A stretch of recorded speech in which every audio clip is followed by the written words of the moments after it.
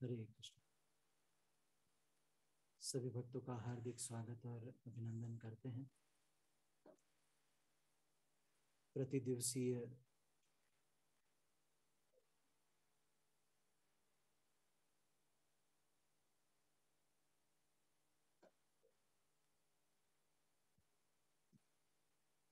श्री चैतन्य चरितामृत की कक्षा में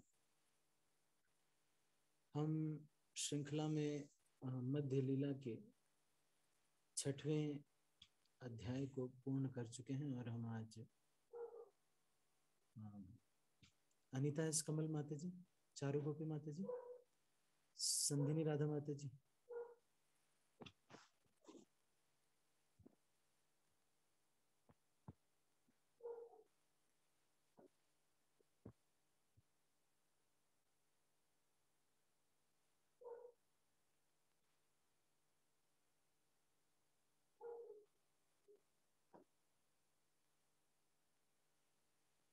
आवाज मेरी कम है?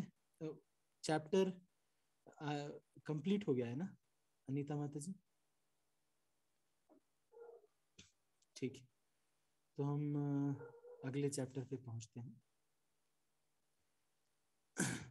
सबसे पहले ये जो 7वां अध्याय है, महाप्रभु द्वारा दक्षिण भारत की यात्रा। इस चैप्टर के बारे में थोड़ा सा भूमिका हम जान लेते हैं।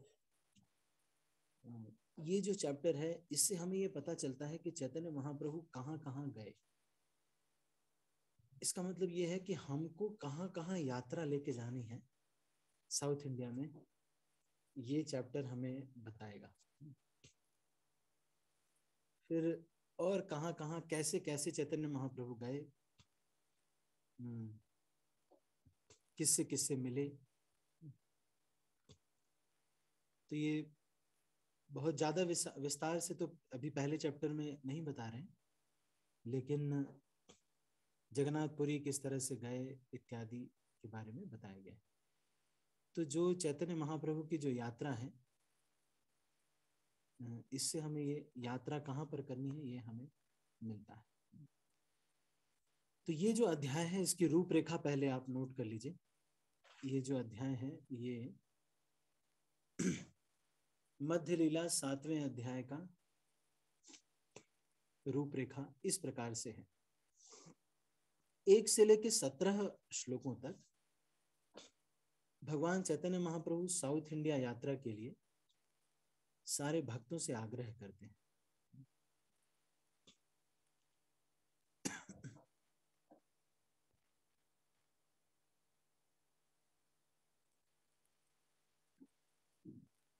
अठारह से लेकर के 40 श्लोकों तक, 18 to 40, 1 to 17, Lord Chaitanya seeks the permission of his devotees.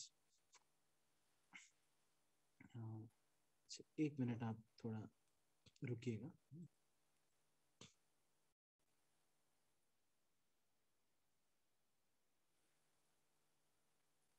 तो इस अध्याय की हम रूपरेखा पढ़ रहे थे। 1 से लेकर 17 तक भगवान चैतन्य महाप्रभु अपने भक्तों से परमिशन मांगते हैं कि वो साउथ इंडिया यात्रा जाना चाहते हैं। 18 to 40, 18 से लेकर 40 तक भगवान जो है भगवान के ऊपर उनके ही भक्त जो है बड़े प्रेम से कहते हैं कि, है ना, ये कोई सन्यास का ऐसा नहीं है, सब भक्तों को लेके भी जा सकते हैं, और लोग क्या कहें उससे क्या होता है कि नहीं। हम लोग को सबको साथ में लेके जाना चाहिए, सन्यासी हैं तो क्या हुआ, है ना। ऐसे भक्त लोग जो है चैतन्य महाप्रभु को 18 से लेकर 40 श्लोकों तक कहते हैं। 41 से 75 श्लोक तक, 41 to 75, lord Chaitanya is dealing with Sarvabhaum Bhattacharya. अब सार्वभौम भट्टाचार्य जो है वो चैतन्य महाप्रभु को रोकने लगते हैं। वो कहते हैं कि बस हो गया, अभी तो आए थे, अभी जा रहे हैं। तो चैतन्य महाप्रभु ने कहा ठीक है, अच्छा 5 दिन और रुक जाते हैं। फिर जगन्नाथ जी की परमिशन लेकर के फिर चैतन्य महाप्रभु निकलते हैं। फिर सार्वभौम भट्टाचार्य उनसे कहते हैं कि रामानंद राय से जरूर मिल लेना, बड़े अच्छे भक्त हैं, विद्यानगर में हैं। तो चैतन्य महाप्रभु कहते हैं कि ठीक है, अच्छा, ओके, बाय बाय, मैं चलता हूँ। जब चैतन्य महाप्रभु आगे चले जाते तो सार्वभौम भट्टाचार्य बेहोश हो जाते हैं।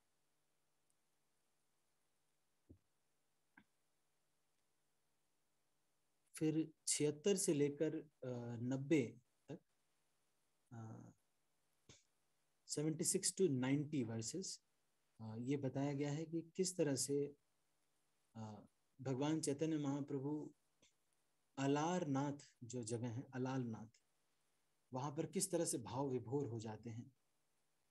अलारनाथ को देख करके भगवान भाव विभोर हो जाते हैं चैतन्य महाप्रभु।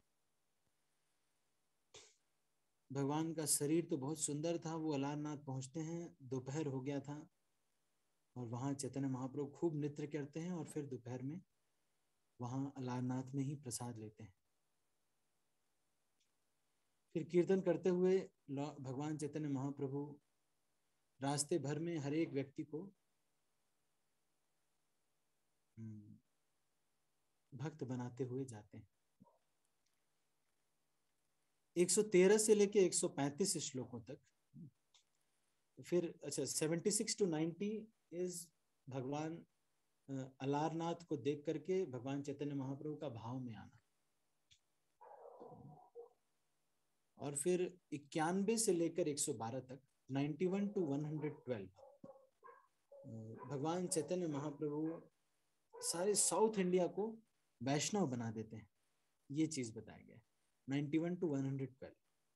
फिर 113 to 135, 113 से लेके 135 श्लोकों तक कुर्म ब्राह्मण के साथ उनका जो लीला है। आपने सुना होगा कि कुर्म क्षेत्र में एक ब्राह्मण था जिनने भगवान को बुलाया, बहुत प्रार्थना की, और फिर कहने लगा कि हम भी आपके साथ चलेंगे।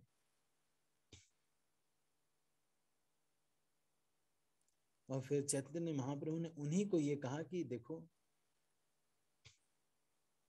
आप जो है यहीं पर रह करके हरिनाम करो और आप गुरु बन जाओ और सबको हरिनाम की शिक्षा दो।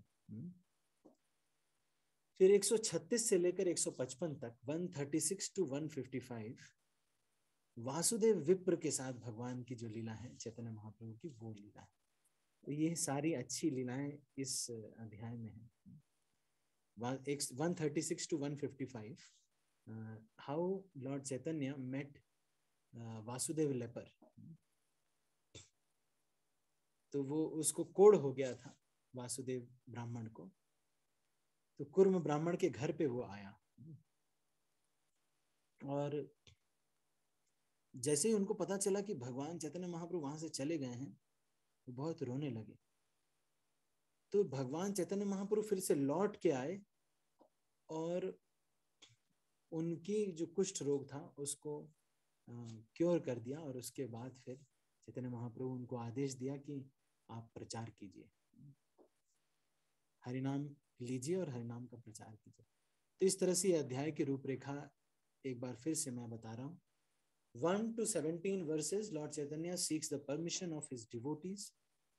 18 to 40, the Lord's affectionate criticism of his devotees.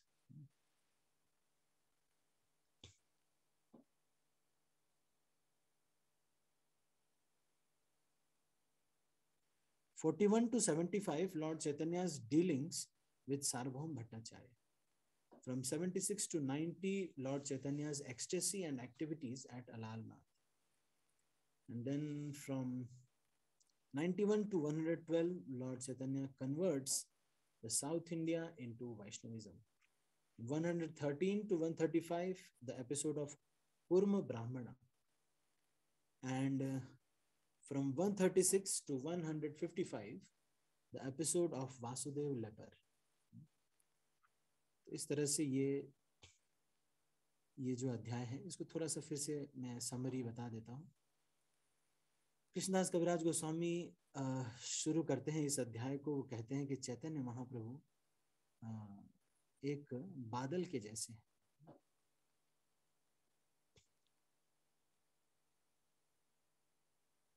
और घूम घूम करके सबके ऊपर कृपा की वर्षा कर रहे हैं।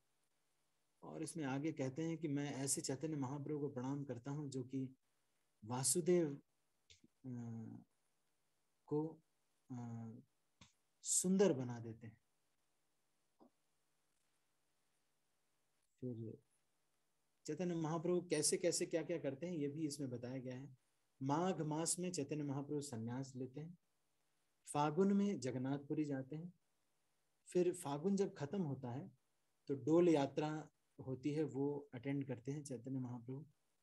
और फिर चैत्र में भट्टाचार्य को का उद्धार करते हैं, और वैशाख में साउथ इंडिया चले, अप्रैल मई में भगवान चैतन्य महाप्रभु साउथ इंडिया चले जाते हैं। उसके बाद फिर चैतन्य महाप्रभु अपने भक्तों से ये कहते हैं कि देखो हमें छोड़ दो, हमें ट्रैवल करना चाहिए, सन्यासी हैं हम, हमको एक जगह बहुत दिन तक नहीं रुकना चाहिए। मैं जाना चाहता हूं और मैं विश्वरूप को खोजना चाहता हूँ, सेतुबंध तक खोजने जा रहा हूँ, है ना। इसलिए आप लोग जो है सेतुबंध जो राम जी ने बनाया, इसलिए आप लोग यहाँ पर रहिए जगन्नाथपुरी में। भगवान चैतन्य महाप्रभु जानते थे कि विश्वरूप भगवत धाम जा चुके हैं, लेकिन फिर भी वो इसको एक बहाना बना रहे थे। तो भगवान नित्यानंद प्रभु ने कहा कि ठीक है, ऐसा करो, मैं चलता हूं आपके साथ। फिर नित्यानंद प्रभु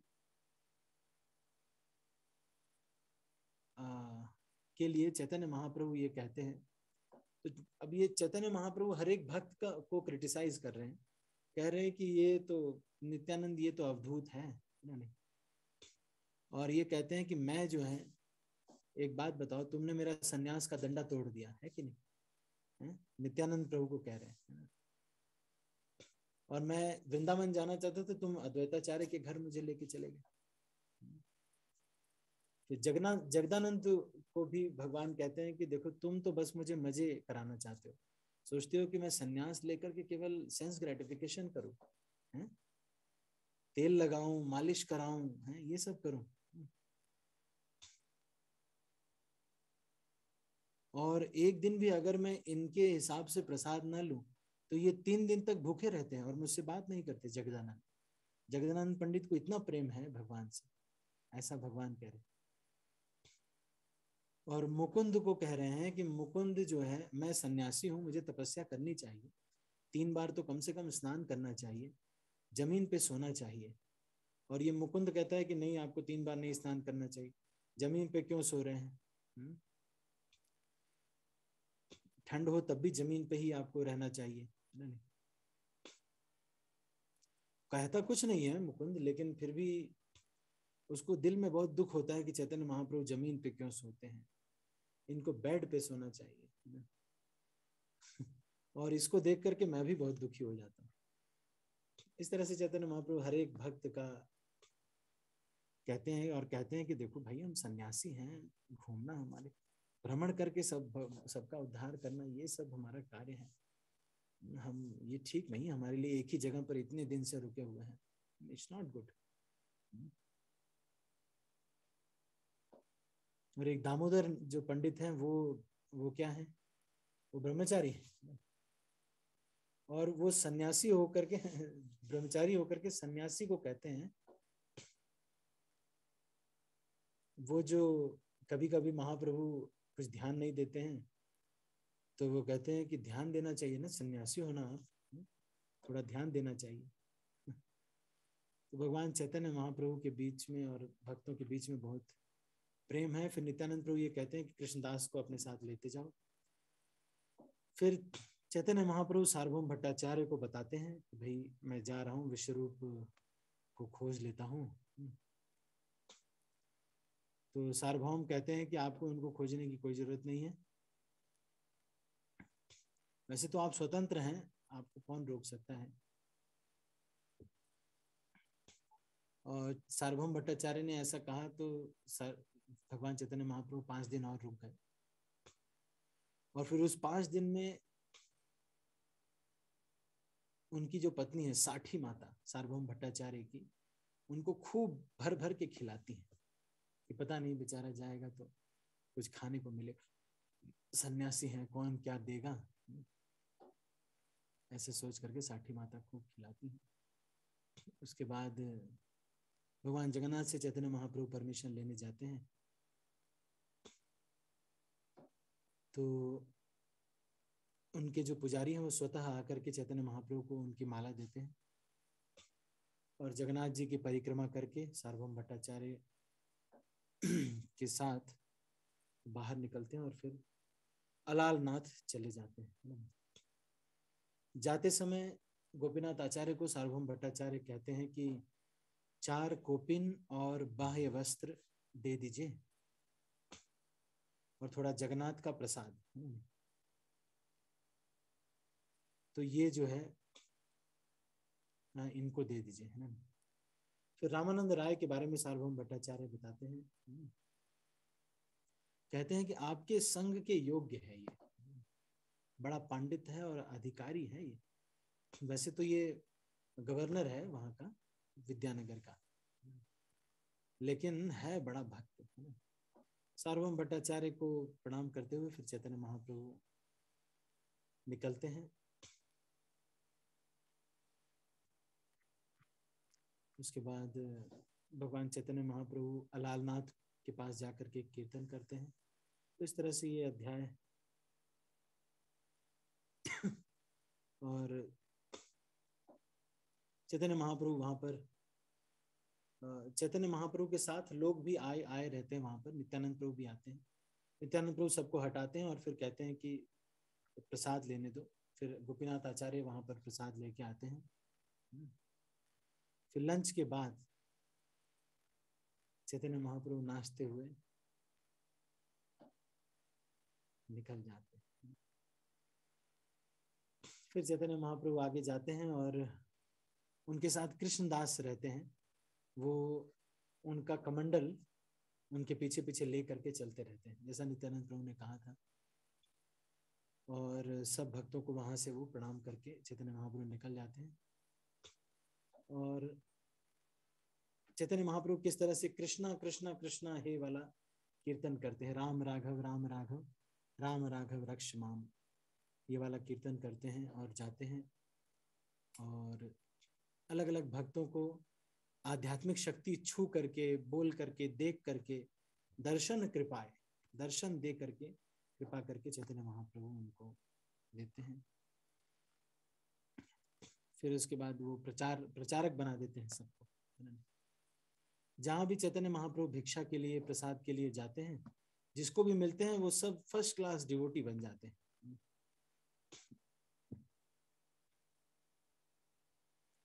तो साउथ इंडिया में लेकिन उन्होंने अपनी आध्यात्मिक शक्तियों को दिखाया।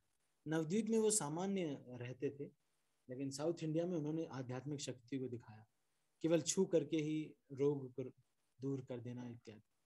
फिर कुर्म ब्राह्मण से मिलते हैं कुर्म क्षेत्र में, और भगवान वहां पर नृत्य करते हैं। कुर्म ब्राह्मण ये कहते हैं कि, मतलब कुर्म क्षेत्र के जो ब्राह्मण रहते हैं, कि उनका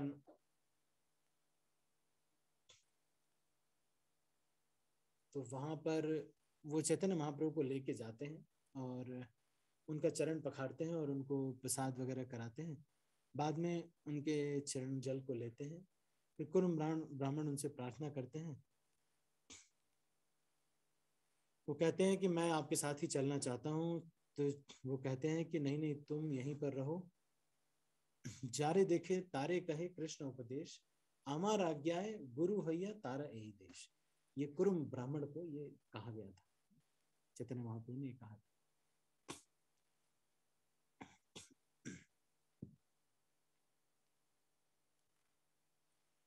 फिर इस तरह से चैतन्य महाप्रभु आगे चलते हैं। फिर वासुदेव विप्र से मिलते हैं।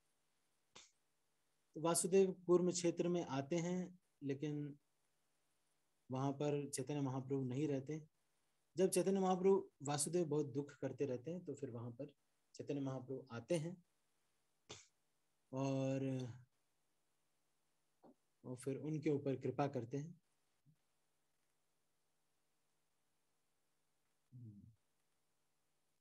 तो चैतन्य महाप्रभु वासुदेव विप्र को कहते हैं कि माला करिए और अनवरत हरिनाम लीजिए और इसका प्रचार कीजिए और श्रद्धा से इसको सुनिए।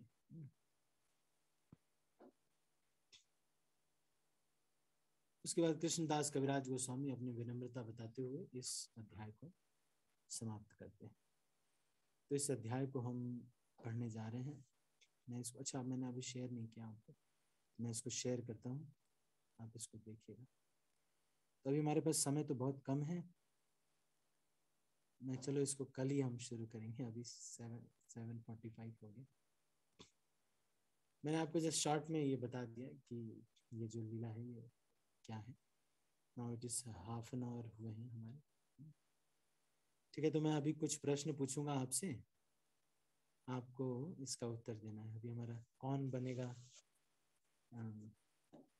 महाप्रभु का प्रिय राउंड शुरू होता है। ठीक है, पहला सवाल, ये जनरल नॉलेज का सवाल है। श्री चैतन्य महाप्रभु ने कुर्म क्षेत्र से कौन सी किताब खोजकर निकाली थी? जनरल नॉलेज का प्रश्न है, किताब में नहीं है, लेक्चर में नहीं है आज, ये जनरल नॉलेज का प्रश्न है। चैतन्य महाप्रभु ने कुर्म क्षेत्र से कौन सी किताब खोजकर लेकर आए थे? कविता माता जी। हरे कृष्ण प्रभु जी, धन्यवाद प्रणाम। भक्ति रसामृत सिंधु। उमेश प्रभु। हरे कृष्ण, दंडवत प्रणाम प्रभु जी। ब्रह्म संहिता। चलो अभी आएगा, अब आएगा तो अभी हम इसको रखते हैं। ठीक है, अगला प्रश्न।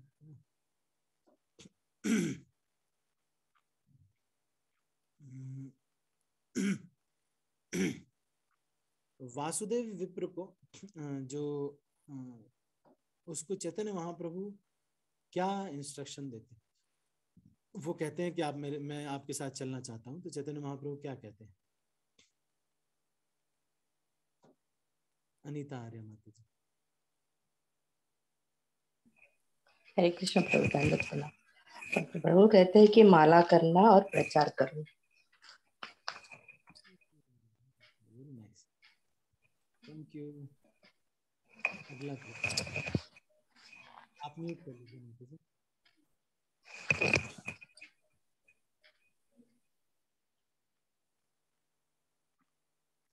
चैतन्य महाप्रभु साउथ इंडिया जाते समय कौन से भजन को गाते गाते जा रहे हैं? ये कौन सा भजन है जिसको गाते गाते जा रहे हैं?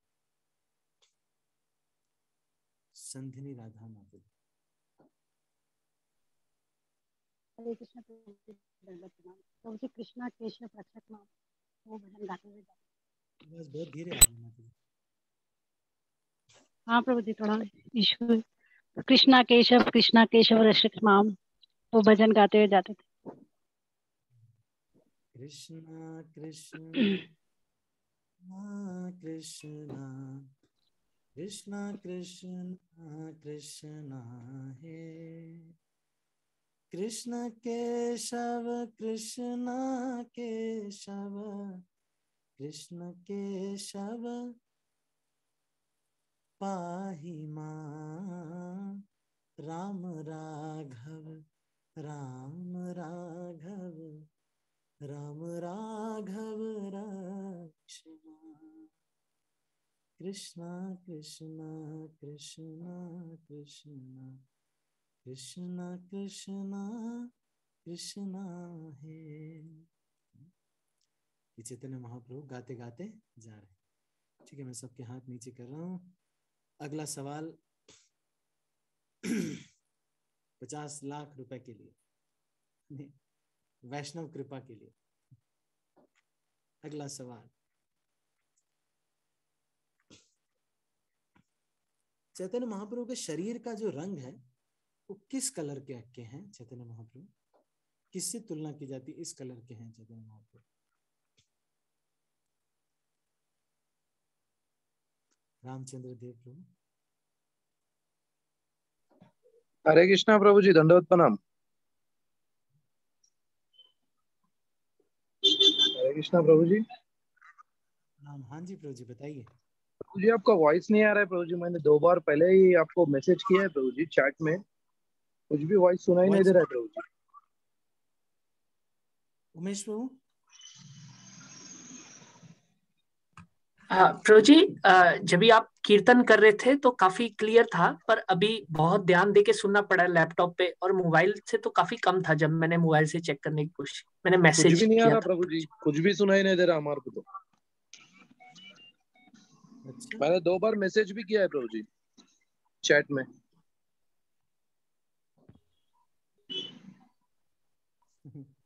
अच्छा अच्छा अच्छा। फास्टिंग भी कल था, आज फास्टिंग। अच्छा अच्छा, आप फास्टिंग कल थी प्रभु जी, आज कुछ भी नहीं है। नहीं, ऐसा कुछ नहीं। ये अब तो कोई कारण नहीं होना चाहिए नहीं आने का। प्रभु जी उसमें जब भी कीर्तन हुआ प्रभु जी, बहुत क्लियर था प्रभु जी, वॉइस बहुत क्लियर था कीर्तन के टाइम। का फोन अगर कान के अंदर लगा है तो भी बराबर नहीं आ रहा प्रभु जी। चलो ठीक है। अच्छा, इसको थोड़ा सा टेस्टिंग भी कर लेंगे, है ना? नहीं, अभी भी नहीं आ रहा है ना आवाज? नहीं आ रहा है प्रभु जी। ज्यादा क्लियर अभी भी नहीं आ रहा उमेश प्रभु? अब इट्स अब नॉट तो क्लियर। बिल्कुल क्लियर हो गया। अब बिल्कुल क्लियर हो गया, पता नहीं कैसे अभी। अच्छा ठीक है, लेकिन मैं बहुत लो चलो है प्रभु जी, वॉइस एकदम लो है। हाँ जी हाँ जी, ठीक है। दिस इज द, चलो देखते हैं, इसको हम और भी ठीक करेंगे। अगला प्रश्न हम पूछते हैं, आप बताइएगा।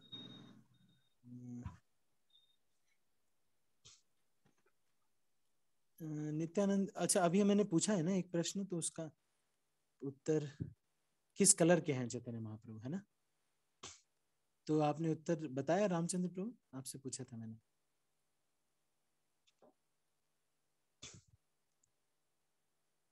रामचंद्र प्रभु।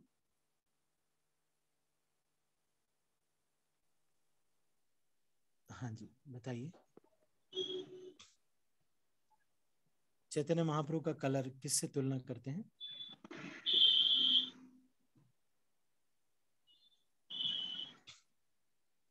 ठीक है, तो इनके, ठीक है, मैं लक्ष्मी माता जी से पूछता हूँ। लक्ष्मी माता जी। हरे कृष्णा प्रभु जी, स्वर्ण कलर के थे वो, जब कलयुग में आए जब उनका स्वर्ण कलर था। गोल्डन, गोल्डन है ना? अच्छा गोल्डन, हाँ। ठीक है, हरी, वेरी नाइस, ठीक है।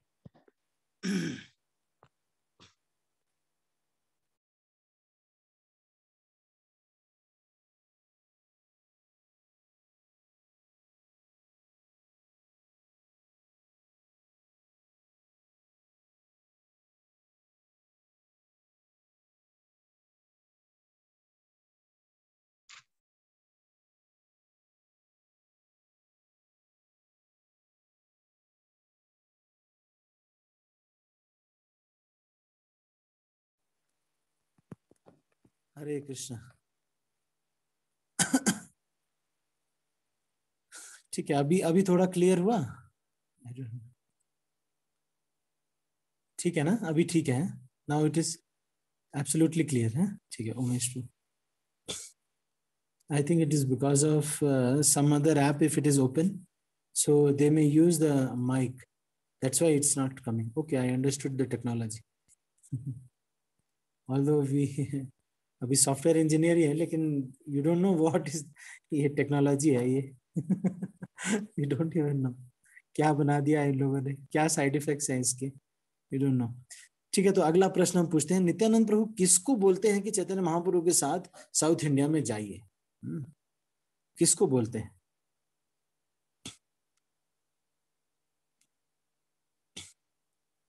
संधिनी राधा माता जी। प्रभु जी गोपीनाथ। नहीं जी। नो। लक्ष्मी माता जी। अच्छा, आपको नहीं पता है, ठीक है। उमेश प्रभु। जी कालिया कृष्णदास। कृष्णदास को बोलते हैं, इनके साथ आप जाइए, है ना। ठीक, ठीक है। तो इस तरह से ये प्रश्न तो और भी बन सकते हैं कि मुकुंद किस लिए खुश नहीं थे चैतन्य महाप्रभु से। क्या चीज देख करके मुकुंद जो थे वो बहुत नाराज हो जाते थे चैतन्य महाप्रभु से। हाथ मैंने सबके नीचे कर रहा हूं, आप बताएंगे कोई, मुकुंद किस लिए नाराज हो जाते थे। अनीता आर्य माता जी।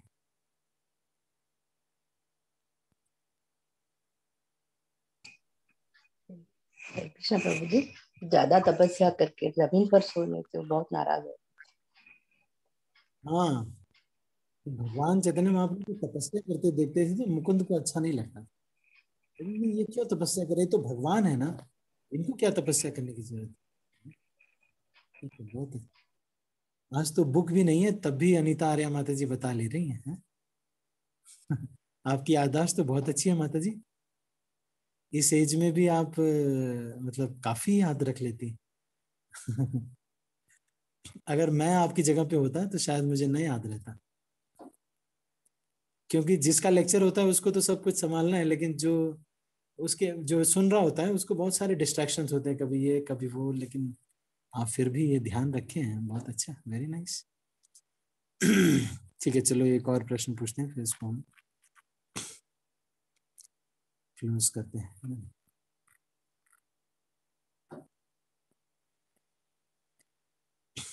नित्यानंद प्रभु से चैतन्य महाप्रभु क्यों नाराज थे, मतलब क्या उनके ऊपर कटाक्ष करते हैं कि ये नित्यानंद जो है, नहीं, ये नित्यानंद तो ऐसे ही है, क्या क्या क्या कहते हैं नित्यानंद प्रभु को।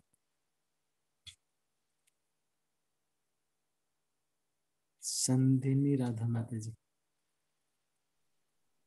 हरे कृष्ण प्रभु जी। और प्रभु जी, हरे नित्यानंद प्रभु जी ने महाप्रभु का दंड दंड तोड़ दिया था। दंड तोड़ दिया था। तो ये सब देख करके चैतन्य महाप्रभु जो है एक एक भक्त का क्रिटिसिज्म करते हैं। ठीक है, तो इस तरह से हम इसको अभी यहीं पर क्लोज करते हैं। अगर आपका कोई प्रश्न है, मन में कोई शंका है तो आप पूछ सकते हैं।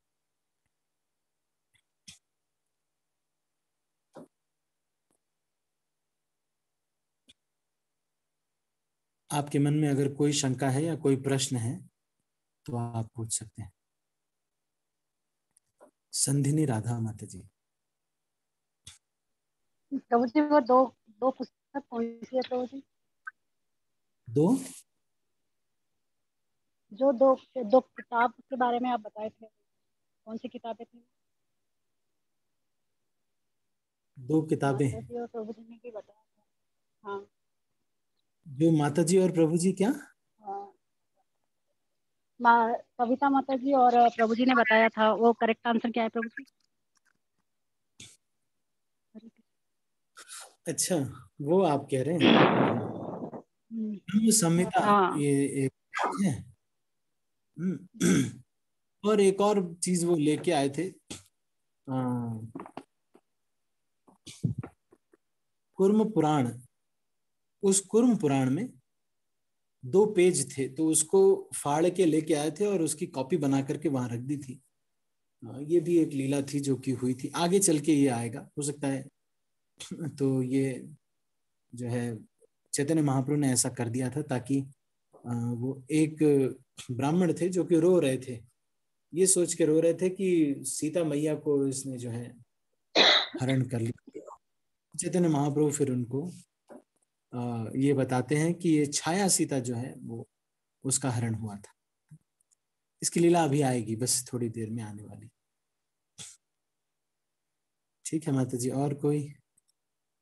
ऐसे तो मैंने ये चैप्टर पढ़ा दिया है लेकिन फिर भी आपको अगर है तो अभी हम श्लोक बाय श्लोक भी आगे पढ़ लेंगे। ठीक है, हमारे पास 1 मिनट है, अगर किसी का कोई और भी प्रश्न है अदरवाइज भी तो आप पूछ सकते हैं, आज के कॉन्टेक्स्ट से नहीं रिलेटेड, अदरवाइज भी कुछ अगर प्रश्न है। कलावती माता जी। हरे कृष्ण प्रभु जी, दंडवत प्रणाम। जो नित्यानंद प्रभु ने वो एक दंड वो है ना प्रभु जी, क्यों तोड़ा था प्रभु जी, तो समझ में नहीं है किस लिए तोड़ा। क्योंकि वो इनको परम भगवान समझते थे और इनको वो दंड इसलिए है, वो स्मरण कराने के लिए कि तुमको ये करना है। लेकिन भगवान को ये स्मरण करने की आवश्यकता नहीं, भगवान तो स्वतः परमहंस है। तो जो परमहंस है उसको दंड लेने की परिव्राजक को आवश्यकता है। बहुधक, परिव्राजकाचार्य, परमहंस, ये 4 स्टेज होती है संन्यास के बाद। कुटीचक का मतलब किसी परिवार के अपनी पत्नी को छोड़ करके वो कहीं पर एक कुटिया बना करके रहेंगे और भिक्षा करने गांव में जाएंगे, है ना। बहुधक, बहुधक का मतलब वहीं पे कहीं पर रह लेंगे लेकिन सब जगह भिक्षा करेंगे, है ना। और परिव्राजकाचार्य का मतलब अब वो केवल प्रचार करेंगे, अपने आजीविका का निर्वाह, वो जो भी जहां भी जाएंगे जो मिल गया वो खा लेंगे और प्रचार करेंगे, परिव्राजकाचार्य। और परमहंस का मतलब फिर प्रचार भी छोड़ के बस केवल भगवान की भक्ति में ही रहेंगे, तो ये परमहंस है। तो ये इनको समझते थे कि ये तो परमहंस है तो इनको डंडा रखने की कोई जरूरत नहीं, इसीलिए दंड तोड़ दिया था। जी धन्यवाद। और भी है भक्ति में इसके बारे में, कभी हम इसकी टीका भी पढ़ेंगे तो इसको और विस्तार से बताएंगे। इसका एक और मतलब है, दंड जो तोड़ा है इसका और भी मतलब है, लेकिन अभी के लिए हम प्रभुपाद का जो तात्पर्य है उससे जो बताया है वो हम लेते हैं। ठीक है माता जी। जी और किसी का कोई प्रश्न है तो पूछ सकते हैं। अनीता एस कमल माता जी। हरे कृष्ण प्रभु जी, दंडवत प्रणाम प्रभु जी। बहुधक का अर्थ क्या है? बहुधक